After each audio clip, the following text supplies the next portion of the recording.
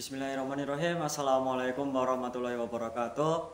Selamat siang, sahabat Raden Mas Said Muda. Pada kesempatan kali ini kita akan membahas mengenai siakat dan e-learning. Nah, di sini kita sudah ditemani oleh Bapak Agus selaku PT IPD juga. Nanti akan ada sedikit mengenai penjelasan untuk materi siakat dan sikulon. Nah, Bapak Agus mengenai learning, Bapak bisa menjelaskan sedikit untuk sobat Raden Mas Said Muda ini. Oke, terima kasih. Assalamualaikum sahabat dan mahasiswa baru UIN Raden Mas Said Surakarta.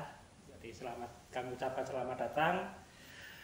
Selamat bergabung di kampus kita tercinta. Perkenalkan, saya Agus dari PTPD yang kebetulan ditugaskan untuk menggawangi terkait dengan teknologi informasi yang digunakan di UIN Raden Mas Said. Teman-teman sekalian, tadi ini yang kita hari ini sangat berbahagia sekali bahwa di beberapa bulan yang lalu IAIN Surakarta sudah bertransformasi menjadi UIN Raden Mas Said. Nah, di sini juga kami dari PTPD terutama untuk mahasiswa baru, mohon maaf yang sebesar-besarnya karena mungkin nanti di awal-awal periode ini mahasiswa baru masih ketemu nama IAIN Surakarta. Jadi beberapa yang sedang proses kita migrasikan di bulan-bulan pertama perkuliahan. Terkait dengan mahasiswa, jadi mungkin untuk mahasiswa yang melalui jalur mandiri mungkin sudah kenal dengan salah satu aplikasi kami, yaitu SIPMB. Oh, itu ada aplikasinya, Pak? Iya, itu sudah ada aplikasinya. Itu aplikasi seperti apa, Pak, untuk mahasiswa mandiri ini? Jadi itu adalah aplikasi pendaftaran mahasiswa baru. Jadi seperti yang sudah diumumkan di web atau di leaflet atau di internet, aksesnya cukup di siakat IAIN Surakarta/PMB. Nah, itu untuk mahasiswa jalur mandiri. Mungkin sudah ketemu itu di Mandiri, sehingga nanti ketika akses untuk KRS dan seterusnya tidak begitu jauh beda tampilannya, terutama warnanya biru gitu ya. Cuman untuk mahasiswa yang jalur SEPAN dan UMPTK mungkin sama sekali belum tahu apa itu siakat. Nah, oke. Kita langsung ke siakat.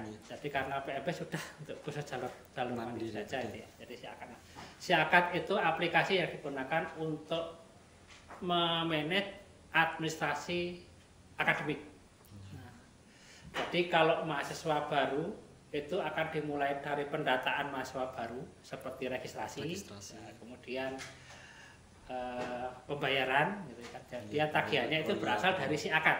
Jadi kalau kemarin ada yang registrasi, bayar sekian juta atau sekian rupiah, atau bahkan ada yang nol, itu semua tagihannya dari siakat. Mungkin nanti bisa ditunjukkan di saat login gitu ya. Jadi pertama kali nanti mahasiswa baru masuk itu siakat bisa diakses di siakat.uinsaid.ac.id. Oh, itu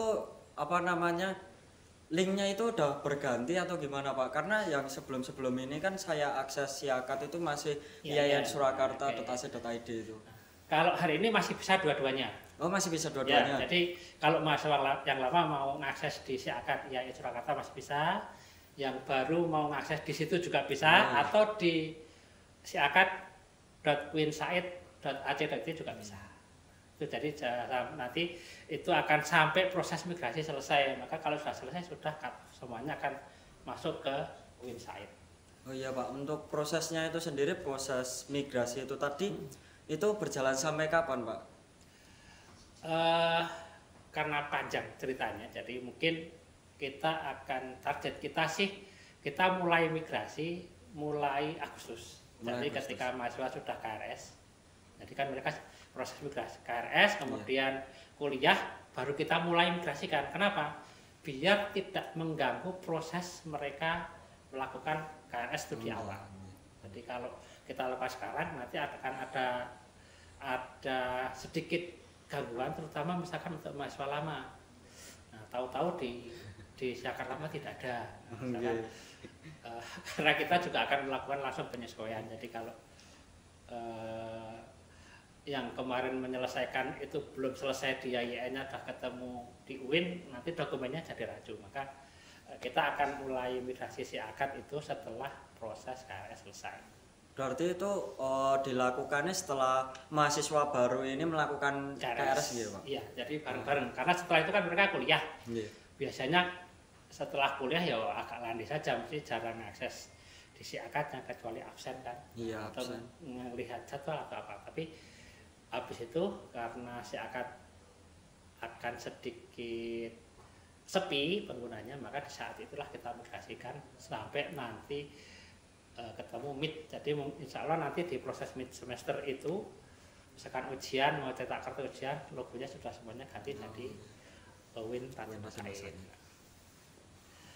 Oke, nah untuk masa baru nanti yang sudah mengetahui NIP-nya, jadi nanti tolong mungkin di sisi panitia bisa mendistribusikan untuk yang jalur SEPAN dan UM itu agar calon mahasiswa itu tahu NIM-nya.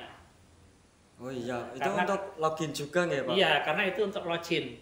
Nah, karena yang dua gelombang itu yang dipakai dulu adalah ID pendaftaran baik SEPAN ataupun PTKIN. Jadi dia tidak akan atau infonya itu akan terpotong di situ. Nah, jadi kalau tidak didistribusikan si A NIM-nya berapa, dia nggak akan bisa tahu apa gitu kan, loginnya apa juga nggak tahu.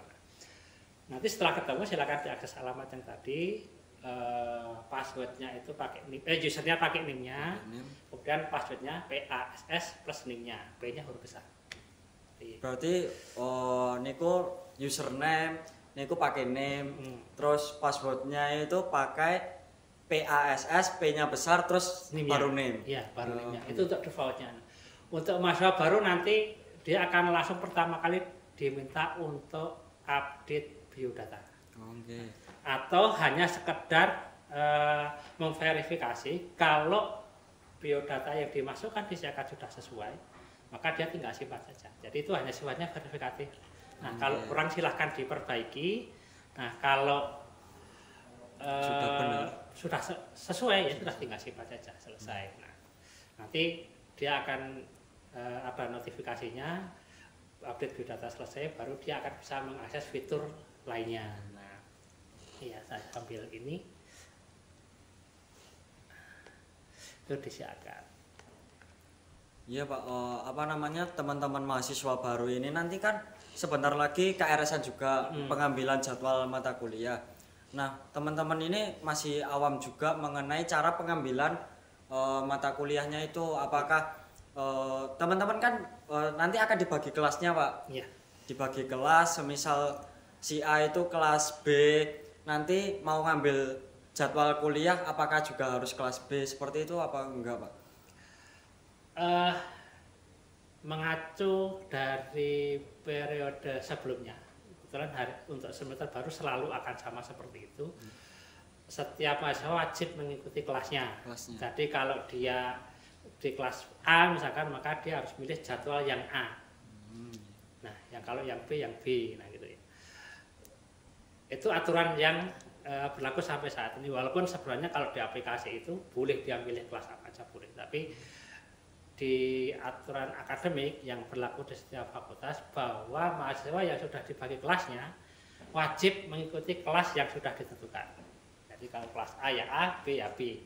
Kalau mau pindah silakan konfirmasi dengan bagian akademik di fakultas. Jadi, nah, kebijakan ini tidak di kami di PT-PT, tapi merupakan operasional haknya fakultas untuk menentukan operasionalnya masing-masing.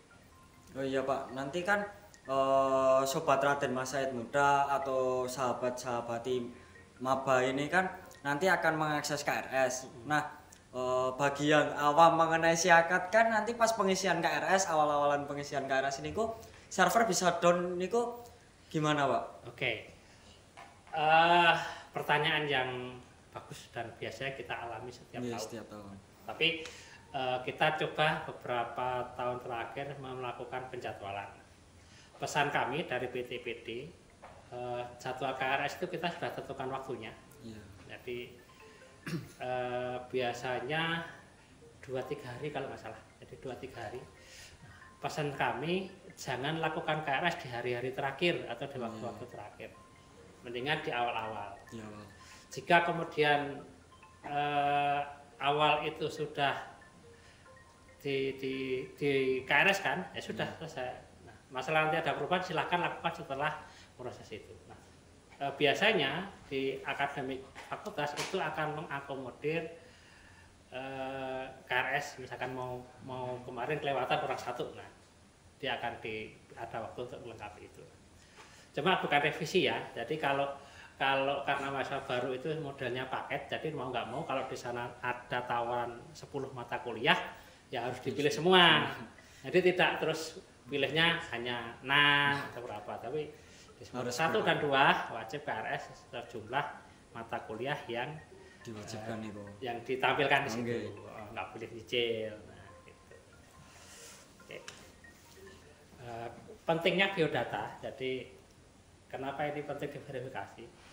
Setiap mahasiswa baru wajib memverifikasi datanya benar apa tidak. Yeah. Nah, baik nama, jadi yang urgen pertama itu ada nama, kemudian tempat tanggal lahir, nama ibu. Nah, iya, kemudian ditambah NIK. Nomor induk keluarga nih Kong ya. Nomor induk keluarga, untuk tambahan nomor KTP lah di sana. Nah, yeah. Data itu apa? Karena data itu akan mencatatkan teman-teman semua calon mahasiswa baru UIN Raden Mas Said ke Forlab Dikti.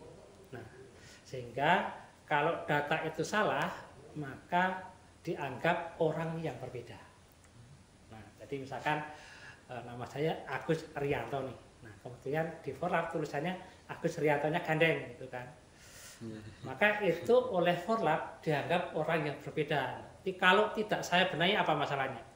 Maka ijazah saya nanti dianggap tidak sah atau tidak valid. Nah itu Pak, permasalahan yang sering dihadapi kan ada input yang salah, semisal udah udah diverifikasi sama Sobat Raden Mas Said Muda atau teman-teman mahasiswa baru ini, tapi masih ada yang salah, itu gimana Pak? Apakah nanti ada perpanjangan waktu untuk edit biodatanya atau gimana? Oke. Biasanya kami di PTPD dan akademik universitas biasanya akan memberikan verifikasi itu sampai akhir semester pertama. Oh, sampai akhir semester. Iya, sampai akhir semester pertama untuk mahasiswa baru. Nah, silakan pastikan di situ. Nah, biasanya kalau itu lewat, biasanya akan ngantri update biodata di semester ganjil berikutnya. Iya, jadi karena kita bukanya kan selalu begitu ya. Jadi update begitu. Nah, dan kalau sudah melewati batas waktu yang 1 semester pertama itu, biasanya untuk update nama saja, maka membutuhkan syarat yang agak banyak. Salah satunya apa? Harus membawa fotokopi KTP sama fotokopi NIK itu tadi. Kartu KK. Oh, kartu KK. Ya, kartu KK itu yang dibawa untuk menunjukkan plus ijazah terakhirnya. Jadi kita akan cek apakah namanya itu sama atau tidak. Contoh paling gampang gini, biasanya kemarin pada saat input di pendaftaran baik sekolah atau mandiri, orang menuliskan biasanya pendek-pendek tuh, biasanya kayak namanya panjang itu disingkat berapa huruf gitu kan. Maka nanti silahkan pada saat verifikasi kalau namanya di akte panjang atau di ijazah panjang disamakan dengan itu, biar tidak repot. Oh berarti pas verifikasi data atau input data itu harus nama panjangnya semua nggak Pak sesuai dengan sesuai yang tertampil di akte lahir atau di ijazah terakhirnya. atau yang dominan yang mana gitu kan. Jadi kalau tidak sama apa? Kalau tidak sama itu repot. Jadi kalau suatu saat buat daftar CPNS misalkan disuruh melampirkan jasa dari SD sampai berbeda, maka itu akan jadi masalah. Sama juga kalau ngurus paspor, ijazahnya beda dengan dengan akte, pasti gagal itu. Suruh benahi dulu. Nah, itu waktunya sampai 100 meter, biasanya 100 meter di awal. Mahasiswa harus harus diverifikasi benar, namanya benar apa tidak, nama ibunya benar apa tidak, tanggal lahirnya benar apa tidak, NIK-nya benar apa tidak. Nah, ditambah kalau yang terakhir ini untuk keperluan kita, jadi untuk keperluan internal kita, ada email dan nomor HP harus aktif. Ya, jadi karena ada beberapa hal yang urgent dan kita informasikan melalui nomor itu, biasanya wajib aktif. Ada kejadian menarik lagi ketika nomor HP yang dimasukkan itu tidak bisa kita verifikasi. Kenapa? Ternyata nomor HP itu hanya nomor WA saja. Tapi kalau pas ditelepon tidak bisa. Atau malah kartunya sudah hilang gitu kan. Nah, itu yang bermasalah. Nanti ada beberapa kejadian atau kebutuhan di aplikasi, di sistem yang mengharuskan bahwa nomor itu harus aktif dua-duanya. Berarti harus aktif di reguler dan WA gitu ya Pak ya? Iya, atau minimal dua nomor itu bisa dihubungi lah. Jadi bisa dihubungi. Jadi misalkan kalau beberapa kasus kemarin ada yang bantuan kuota, bantuan kuota kalau dari dia Kemenang hanya aktif WA itu jelas pasti nggak dapat itu. Jadi itu yang beberapa kejadian kemarin yang mengharuskan kami menambahkan ada nomor HP atau email yang bisa kami hubungi. Itu yang terkait dengan ini. Nah, dengan biodata. Nanti setelah biodata, maka tahapan pertama dari mahasiswa baru adalah melakukan KRS. Nanti akan di aplikasi itu akan diinformasikan kapan dia bisa melakukan KRS.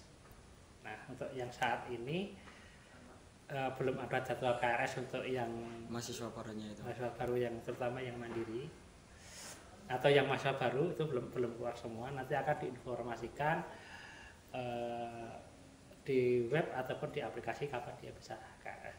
Berarti nanti informasi dari pengisian KRS untuk mahasiswa baru itu disosialisasikan di Siakat itu ya Pak? Iya, nanti akan disosialisasikan Siakat atau di webnya IAIN, biasanya akan ada informasinya detail seperti apa. Itu yang nanti setiap mahasiswa baru wajib lihat tuh webnya di IAIN ada apa, di webnya Siakat tadi ada apa, informasi apa. Nah Pak, untuk Siakat itu sendiri itu bisa bukanya itu lewat link sama aplikasi gitu nggak Pak? Udah ada aplikasinya sendiri apa belum? Aplikasi yang untuk mobile belum ada. Jadi sampai hari ini ada untuk browser saja, web saja. Jadi insya Allah ke depan kita bisa buat aplikasi itu yang untuk Android, tapi kita juga punya PR untuk yang punya iPhone seperti apa. Iya. Itu hal yang berbeda, harus bikin dua itu jadi satu. Gitu. Itu yang beda. Nah, itu di KRS. Nah, selama proses kuliah nanti setelah KRS sebenarnya untuk mahasiswa baru sudah tidak ada acara apa-apa lagi. Karena ini online, biasanya nanti di fakultas setelah KRS dia akan diminta untuk mencetak KRS-nya mandiri. Oh iya, mencetak KRS. Nanti prosedur itu akan mengikuti prosedur masing-masing fakultas. Tapi kalau di sistem selesai sudah. Oke ya, jadi sudah selesai di KRS.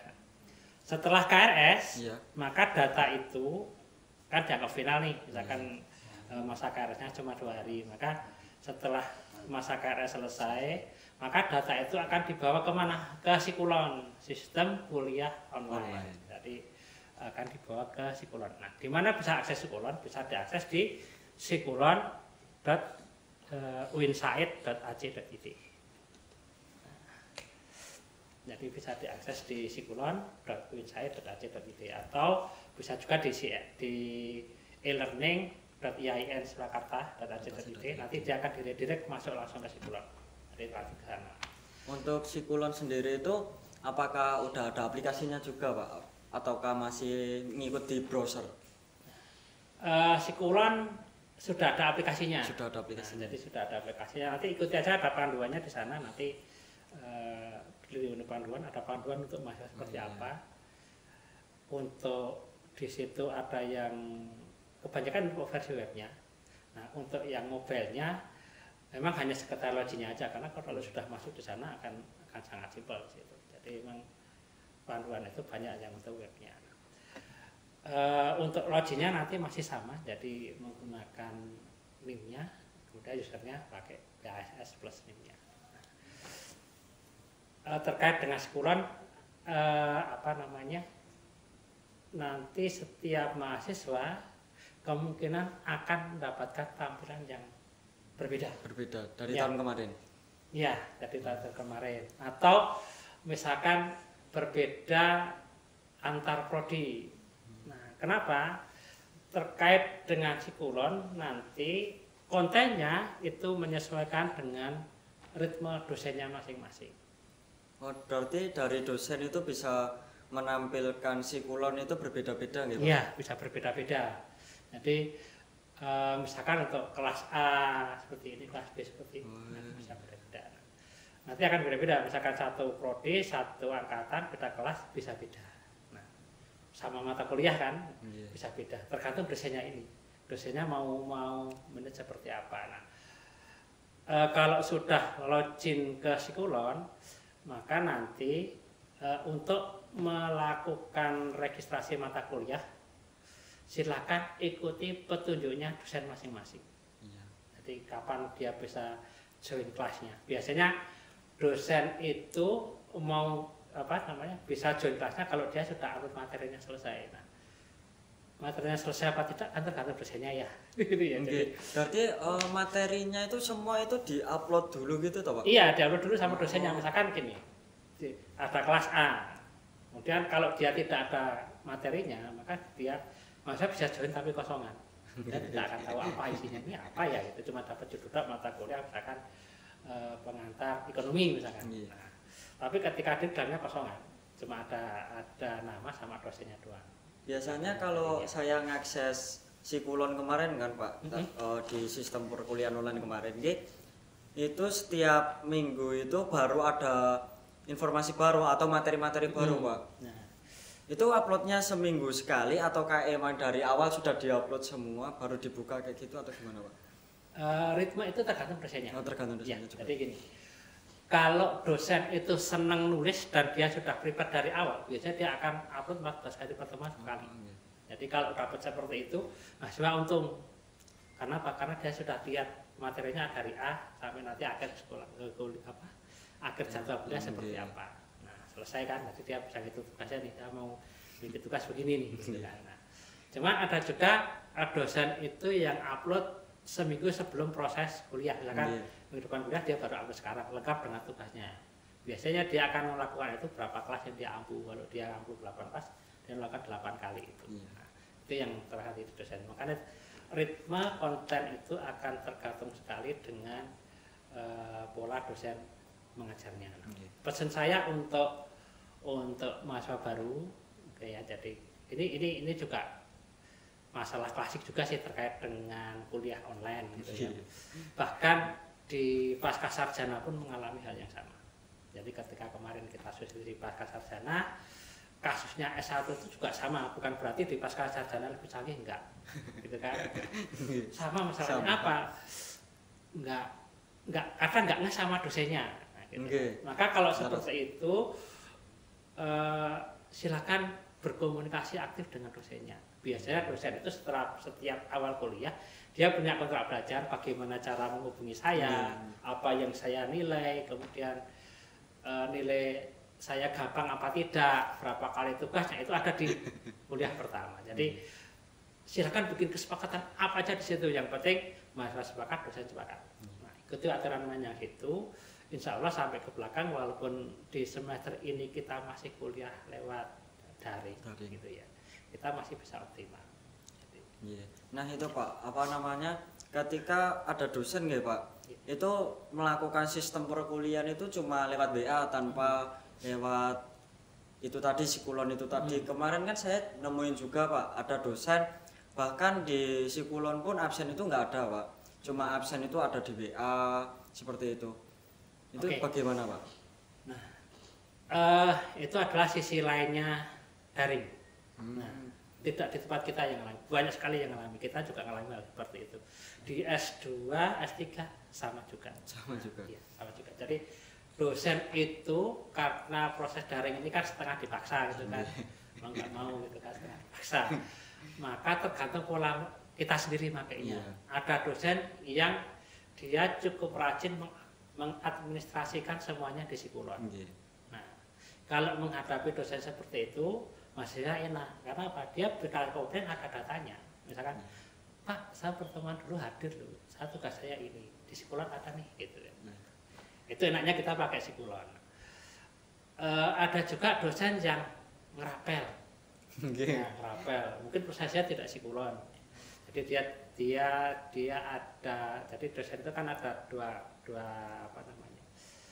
Dua tugas ngabseni ya. Iya, Pertama di Sikulonnya dia ngabseni bener apa enggaknya itu kan.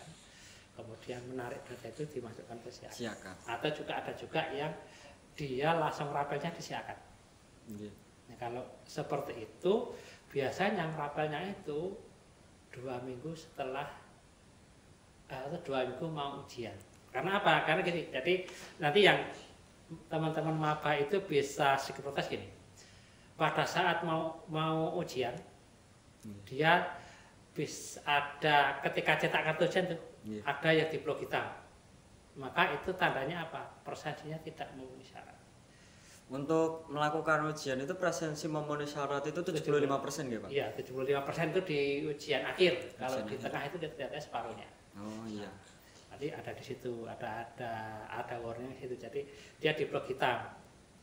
Di dosennya kalau dia masih kurang itu sebenarnya dia tidak bisa nyatur nilai mahasiswa itu. Jadi kalau ada kasus seperti itu, kalau mahasiswa rajin ngecek di siakat, dia akan tahu nih, ini absen saya kemana. Nah silakan tanyakan ke dosennya gitu loh. Jadi dengan aplikasi ini kita harapkan semuanya itu transparan. Transparan ketika mahasiswa mendapatkan apa namanya hasil baca seperti ini, dia bisa komplain, datanya ada, dosen juga terlebih teradministrasi. Nah, ya emang itu tadi yang ada dosen yang menggunakan grup WA sampai dia dimasukkan ke Sikulon atau ke siakat, kita tidak bisa melakukan tracking data. Nah ini Pak, kasus-kasus kemarin deh, ketika dosen itu melakukan sistem perkuliahan itu dengan Google Meet atau bahkan menggunakan WA itu tadi, mahasiswa itu banyak yang lupa Pak ketika absen di Sikulon itu tadi. Apakah absen Sikulon itu tadi itu langsung berhubungan sama siakat atau gimana Pak? Apakah dosen itu input sendiri ke siakat? Jadi di Sikulon itu ada prosesnya iya. Nah, kemudian di Google Meet-nya itu sekarang kan sudah plugin di Sikulon. Oh, gitu. Ya, jadi plugin Sikulon akan terdata di situ peserta siapa. Nah, hanya saja rekamannya itu adanya di email dosennya. Jadi di mahasiswa mungkin nggak dapat. Jadi kalau proses perkuliahannya itu terekam atau sama dosennya direkam, maka hasil rekaman dan presensinya itu akan nyantol di akun dosennya dia. Oh, yeah. Nah, tidak bisa kita tarik tuh sebelum dosennya itu menyelesaikan, oh ini tugasku selesai gitu kan. Nah setelah dia selesai baru bisa kita tarik. Nah biasanya jadi gini, jadi karena sampai hari ini kita belum bisa mensinkronisasikan presensi, biasanya oleh dosen itu akan diantrikan manual presensinya ke siakat. Nah biasanya itu dirapel. Nah, jadi dirapel lengkap dengan jurnal mengajarnya. Nah, lengkap dengan jurnal mengajarnya. Jadi kalau paling gampang gini, nanti kalau mau ngecek, oke silakan tetap kuliah di Sikulon, oke. Nah, tapi sesuai pesan saya tadi itu sering-seringlah cek di siakat. Nah, nanti sampean akan tahu prosesnya di situ, apakah sudah dimasukkan dosen apa belum, atau sudah diverifikasi atau belum. Nah, memang di siakat itu kita kemarin melakukan sedikit pengurangan aturan terkait presensi. Nah, sebenarnya di awal kita bikin itu presensi dosen itu baru bisa diakui oleh sistem ketika sudah diverifikasi mahasiswa minimal 3 orang. Jadi misalkan saya ngajar nih, Nggih. ada masalah 3 verifikasi itu baru sah absensinya. Oh, berarti ada verifikasi dari mahasiswa sendiri? Ada, Pak? tapi itu sementara kita tutup dulu karena merepotkan dosennya kan karena tempelan dia nggak bisa ngejar itu gitu kan. Jadi itu kita akan dulu kita tidak berlakukan. Nah, sehingga apa yang diajarkan dosen kapan saja dia bisa masuk. Iya. Sehingga sering-seringlah akses siakat, akses sikulon. Nanti kalau ada yang sedikit mencurigakan boleh protes sama dosennya, Pak, saya di siakat kok masih begini ya. Nah, nanti biar dosennya mengeksekusi dia di siakat. Nah, apa namanya Pak? Ini kan kita sudah membahas siakat juga, sudah membahas sikulon juga. Apakah ada tambahan sedikit dari Bapak mengenai itu tadi, ataukah ini materi dari Bapak atau penyampaian dari Bapak ini sudah? Oke, nah terutama buat maka jika nanti selama perkuliahan atau selama di UIN ada kendala terkait siakat dan sistem yang kami gunakan di sini untuk layanan mahasiswa, silahkan berkonsultasi. Misalkan untuk siakat boleh di operator fakultas, jadi di setiap fakultas itu ada operator akademik yang dengan senang hati akan membantu menjawab permasalahan adik-adik semuanya. Atau kalau nggak puas silahkan datang ke PTPD jam kerja ya. Jadi walaupun akhir-akhir ini juga banyak sampai malam sih pada WA-an gitu. Pak anak gini gimana? Monggo silahkan gitu. Jadi silakan hubungi kami jika ada kendala.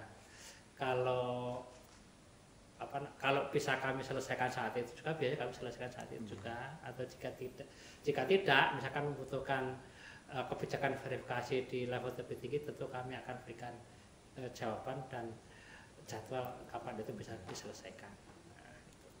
Nggih, siap Pak, makasih hari ini tadi.